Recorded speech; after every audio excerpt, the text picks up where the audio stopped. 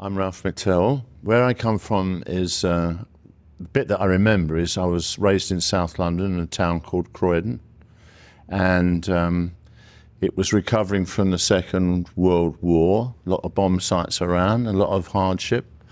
But I'm lucky enough to have lived through the changes, and I remember rock and roll coming, and everything went from monochrome into colour. That's how I remember it, you know.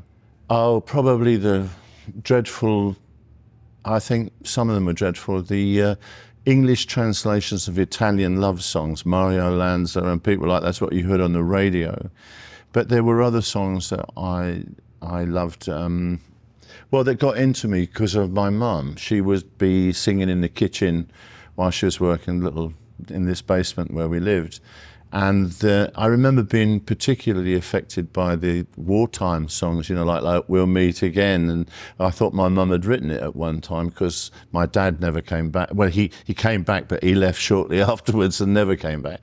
And I used to think they were very sad songs, and they affected me and they touched me. Even those songs of parting and separation and from the war that were very popular and at the time. So I was affected by them. Words and music affected me from an early age.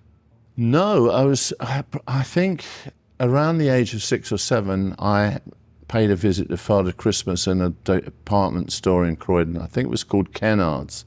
And for sixpence, you had to get something, not very much for sixpence, which is, I don't know what that works out to. Probably 2.5p in new money, whatever that means in Australia, I don't know. But I got a little plastic harmonica with 8 holes in it, and before I got home, I could play hot cross buns. I was pretty proud of that, hot cross buns. And my mum didn't say anything because she was one of the old school, you don't praise kids, too early.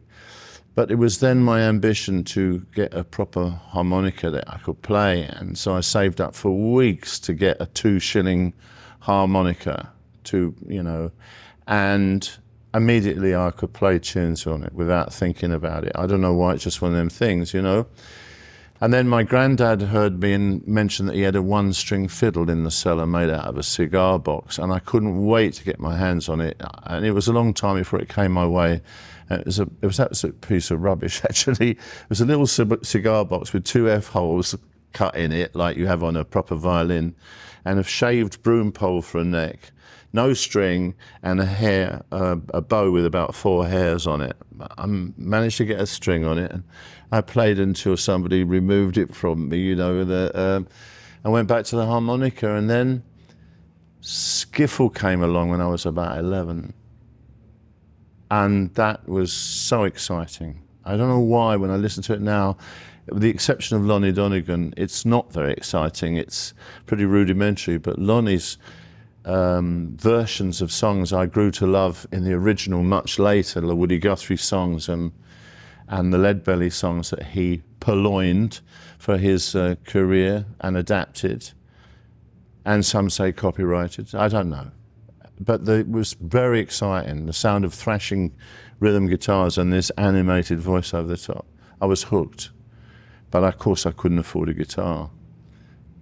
I swapped my harmonica for a ukulele, and me and a few mates formed a skiffle group when I was about 11, and played some Buddy Holly songs as well. First gig, I think I did a guest spot. I was a very shy, nervous boy, and all I ever wanted to do was play guitar. All I ever wanted to do was to be a good guitar player. And by this time I'd heard blues and ragtime and folky type accompaniments, fingerstyle, which I loved. I could also flat pick quite well, American style flat picking, like bluegrassy style guitar. And somebody heard me play 2 numbers in a club and said, he came up to me, he was only a young kid, I don't know, he might have been 20, I was about 17, 18. He said, I'd like to engage you for my folk club, and all very formal. I went, and looked me, you sort of looked me up, who's he talking to? Me? And he said, yes, I can pay you £5. And I went, done. No, I just said, are you sure? I think, are you sure you really want me? And it was a place called, I think it was called the Rose and Crown. It was a pub in Bromley in South London. And I was very, very nervous. but I got the £5. I wish I still had the contract. And yeah, it was very exciting. 4 or 5.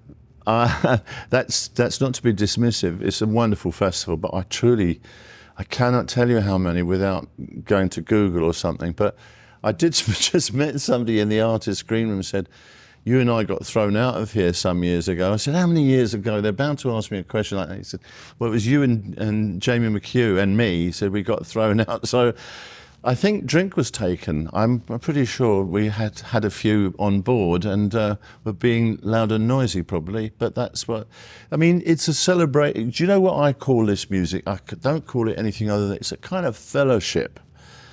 That's what I think. You meet people that have got similar tastes, similar roots. You come together, you have a great weekend, drink is taken, sociability, addresses exchanged, albums swapped.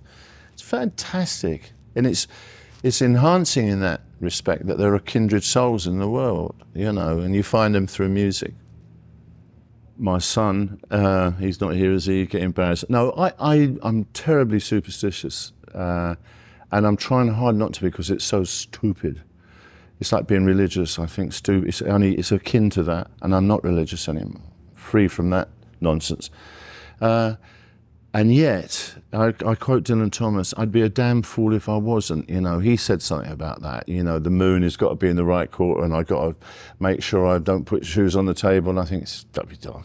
And I still take them off and put them on the floor. You know, so I've always taken comfort for the fact that goalkeepers take a little bag out with them in soccer matches quite frequently. They put it by the post. I think, what's he got in there? A comb? Maybe a lucky charm or something. He's never going to open it, but they carry this stuff out. So I have to change my strings in a certain order and things like that, you know.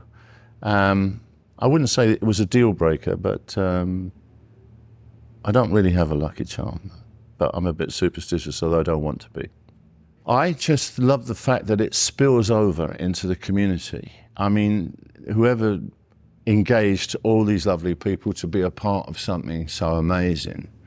It's their festival as much as our festival, and the whole town seems to come alive. I am a bit idealistic about it. I just wish we could see more of these things happening where communities get together, they all make a few bob, the shops do well, the ice cream sells well, the pubs do well, people smile at each other, there's music on the street. What's wrong with that? It's lovely.